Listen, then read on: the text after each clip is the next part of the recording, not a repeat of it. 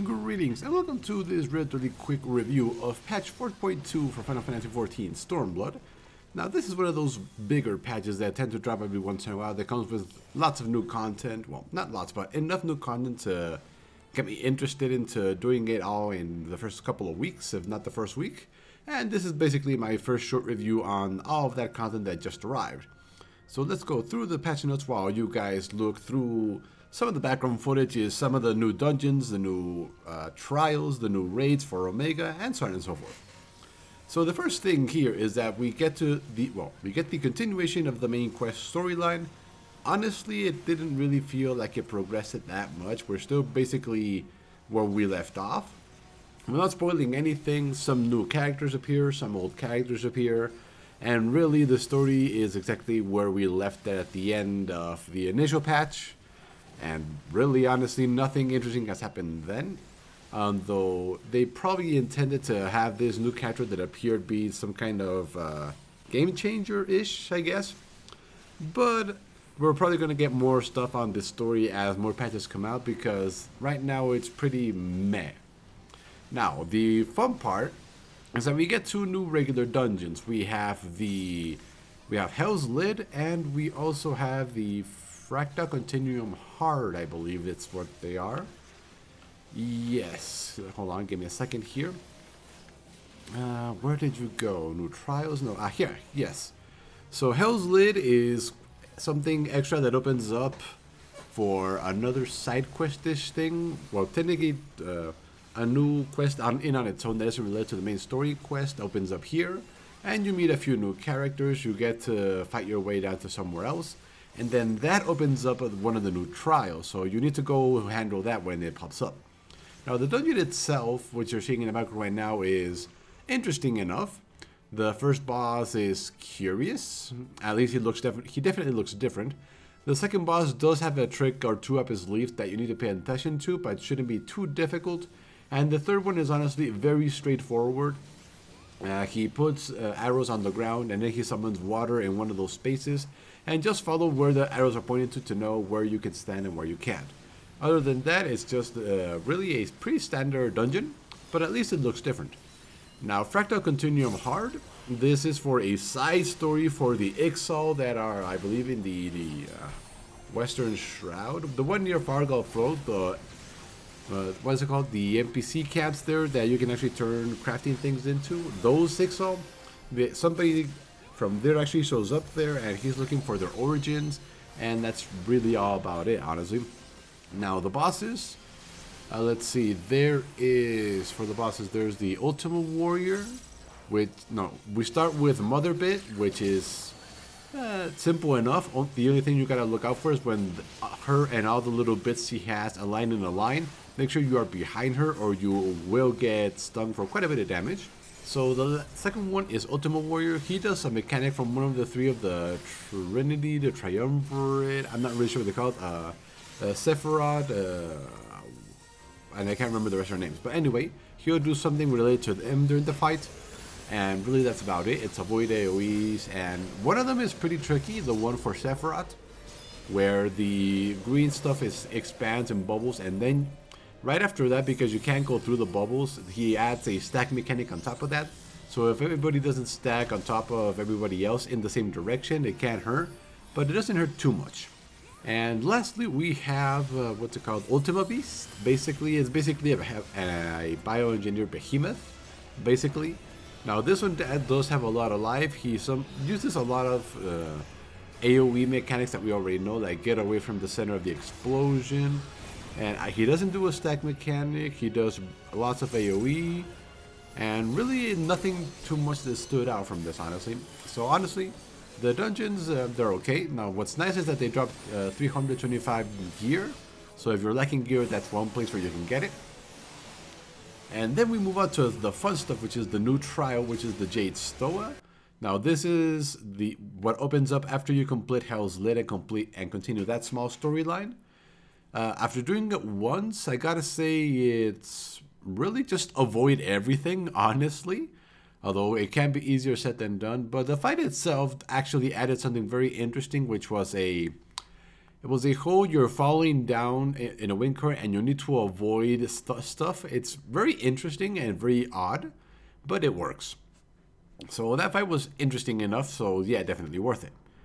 And then after that, we go into the really fun part, which is what was teased during the trailer, which was the new Omega Sigma Scape raids. Now, two are very interesting. One is bare bones, and one was very disappointing to me. So let's go with them in order. Now, the first is the one that you saw in the trailer. You're fighting a train, quite literally. I'm not really sure what encounter from another Final Fantasy this is supposed to look like or resemble or represent, but it was interesting enough because you're fighting essentially a ghost train from what I can think about it. And it comes with a new mechanic where one of the boss's attacks gets rid of something else that shows up during the fight, so you need to stack those up without staying inside the AoE too much. And then there's a new version of the stack mechanic where you don't actually have to be on top of the person, but as long as you're behind them in a line, you'll see what I mean right now when I'll put it on screen. The damage is split between anybody that the attack hits because it's no longer a type of targeted AoE, but it's a beam, so anybody that the beam hits will help spread the damage, so that's new. And then there's getting struck by a ghost, going into somewhere else, killing a ghost, and then coming back out. So that was interesting enough. Not too complicated, but interesting. Then from there we go to what was your name? Well, let's call it Sigma Scape version 2. This one is about paintings. I'm not sure what encounter this one is related to. But the trick here is that in front of the 4 paintings, there are 4 paintings on the floor. And you get a little activatable item in your inventory that when you're on top of one of those paintings, something happens. Now, the 4 paintings are a firewall, a pillar of earth, an ocean, and something else. So the trick here is that the boss is going to clearly target one of the paintings. And when he targets a fire one, you go up to the one that corresponds to it, use your item, and you get a very big fire resistance debuff that makes you take no damage. And then when he targets the one on the earth, you hop on quite literally a little plane mount thing that stops you from touching the ground so you don't take damage from the giant earthquake coming. Then for the one in the ocean, only one person needs to activate it, and he will become a pillar of earth. And everybody else needs to stand behind him in correspondence to the painting. That way they don't get hit by a giant wave, which can hurt a lot. And then the last one, which is relating to wind, only one person gets to do, and he gets on top of a typhoon mount, and then eventually little feathers drop around the area, and he needs to blow them away from the party, so that when they explode, nobody gets hurt by them. And after that, it's really just a bunch of repeating the process. Although on normal difficulty, which is the only one I have done, he will target 2 paintings at once during the later part of the fight. So you need to figure out in which order you want to do them. Always get the fire resistance buff from the fire painting first, and then see what else needs to be done. Now, the third one is called the Guardian, which is the third one, and it's a pretty boring fight, actually. It's really just a tank and spank with avoiding a bunch of AoEs, honestly, with an ad here and there. So there really isn't much to say about this fight. Just kill any ads that show up, avoid the slow-moving missiles, avoid the big AoEs, and really that's all about it, honestly. And lastly, we have the fight that I was really looking forward to after looking at it from the teaser, which is the Kefka Fight. And I was so interested in this fight because it's essentially, from what I've seen from other Final Fantasy games, he is the final boss from Final Fantasy VI, and he basically, from what a friend tells me, manipulates the entire game so that you play into his fingers and everything. So I was really looking forward to this fight. But unfortunately, I was left pretty disappointed because the whole gimmick of his fight is that sometimes, well, to put it simply, he starts doing regular attacks throughout the fight, well, the early parts, and then he switches things around where the areas that you usually don't want to stand in have little question marks inside them, and that means you want to stand inside them. So that's what he does. He grabs what you expect to do, basically what you've learned to do from playing the game, and he turns it on its head. After about halfway through the fight, he'll summon some giant type of stone totem thing, And really, after that, you basically just don't want to look at the stone totem thing directly, so just look away from that thing, at least on normal. And then he will also do a short range teleport, and during the first half of the fight, he will do a big AoE to the front of him in a 180 degrees, so this teaches you to get behind him. But during the second part of the fight, he will do the same thing, but he will do a aero blast. There, got it. That will push you a short distance away from him. So if you are behind him, because he does this on the edges, you'll get knocked off. And yes, you can fall off. And really, after that, it's just a bunch of rinse and repeat with all his attacks. So he really wasn't nowhere near as interesting as the XIV fight that we got. But I guess it's okay. Now, the only reason I was looking forward to it is because he was a final boss, and he's supposed to be some kind of super trickster, god, divine being thing and all that. But I was left pretty disappointed by that fight, so yeah. Not really sure what else I can say about that fight. Now, let's see. What else do we have? Let's see. Oh, yes. There are some changes done to some of the classes, so let's go take a look at those relatively quickly. Changes to the following actions in PvE, because I don't care about PvP, so sorry. So let's see. First, Gladiator and Paladin, Shield Type and Holy Spirit had their damage reduced. Not really sure why. Now, Marauder, on the other hand, had a bunch of buffs. So let's see. Heavy Swing hits harder. Skull Thunder hits very, very slightly harder, both of them.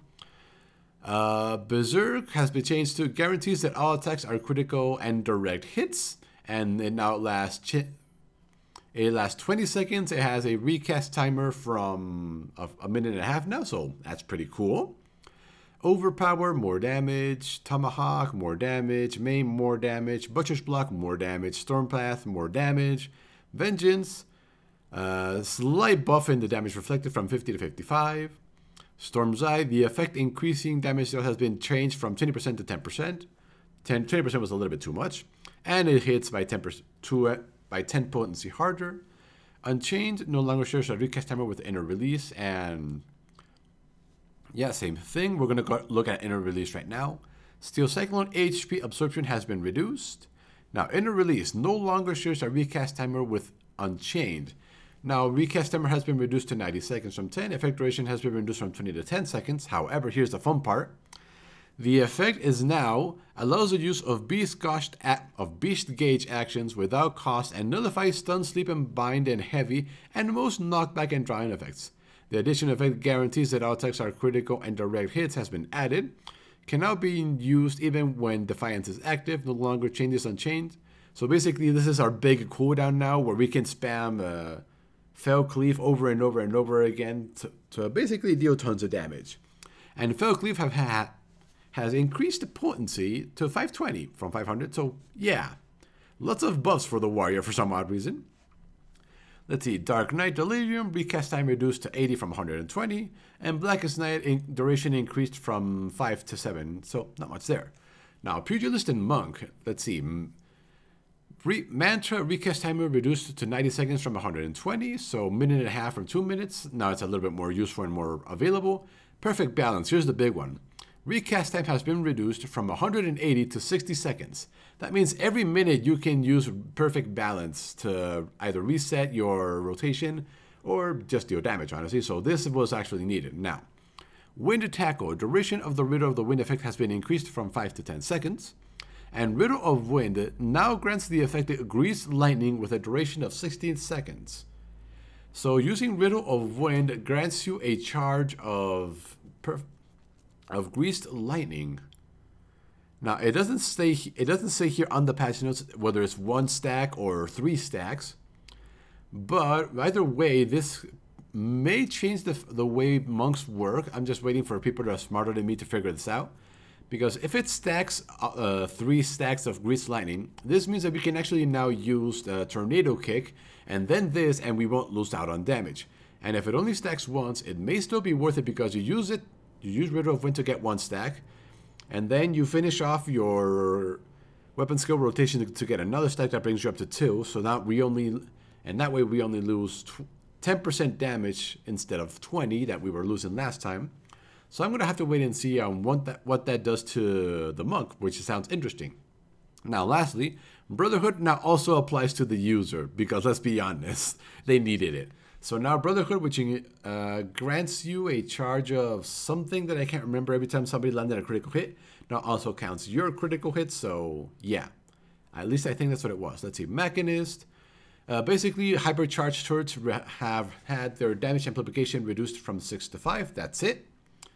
Thaumaturge Transpose now has a cooldown of 8 instead of 12 seconds. Thundercloud now lasts 18 seconds. Firestarter also 18 seconds from 12. Ethereal Manipulation now has a 10-second cooldown rather than 30. So now you can zip around a lot better on the battlefield. And Fire 4 has had its potency increased from 260 to 280. Apparently Black Mages weren't doing enough damage, so yeah. Now, Summoner. Tribind potency while under the effect of Dreadrune's stance have been reduced from 100 to 70, so a nerf there. Pain Flare reduced from 200 to 180. Ruin 3 reduced from 130 to 120. Worm Wave reduced from 160 to 150, so damage nerfs across the board for Summoner. And let's see, we have Healer, and Tank. So let's see, White Mage. Divine Benison, I have no idea what this is. Healing Lily requirement has been removed. I have no idea what that is. And Scholar, Exagitation. The effect grants target party member other than self the effect of Exagitation, restoring HP when member HP falls below 50%, has been changed to grants target party member other than self the effect of Exagitation, restoring HP when... So basically it's rewarding. Basically. So yeah. And let's see, Astrologian, the Spear. Effect duration increased from 20 to 30 seconds. So that's pretty good. And Earthly Star. The size of the cursor when targeting the ground will now be indicated on the area of effect. So yeah, quality of life there. But yeah, Monk and Warrior, lots of buff there. Well, lots of buffs. And really, that really is for the patch notes, honestly. All the other stuff is related to, a lot of stuff related to PvP, actually. So if you're into PvP, make sure you read them. Then new items that haven't been listed, that aren't listed for their crafting here. Then we've got apparently some type of fashion show at Golden Saucer. New barding, new pet. 2 horses can now fly. There's now a claw that grabs you and carries you around like a doll for a mount. We now have the Glamour Dresser. Haven't played around with that yet, but sounds interesting. And there's now a Duty Recorder. Not sure how that works, since I record things on my own, so no idea on that. Lots of things stack in larger amounts, bigger bags, and yeah. Lots of interesting things, including new macros and text commands. So yeah, that was patch 4.2. Now, so in short, the new dungeons and trials and raids are interesting. The main story quest was kind of meh. And yeah, that's pretty much my thoughts on the patch. So yeah, thanks for watching, and we will see you next time.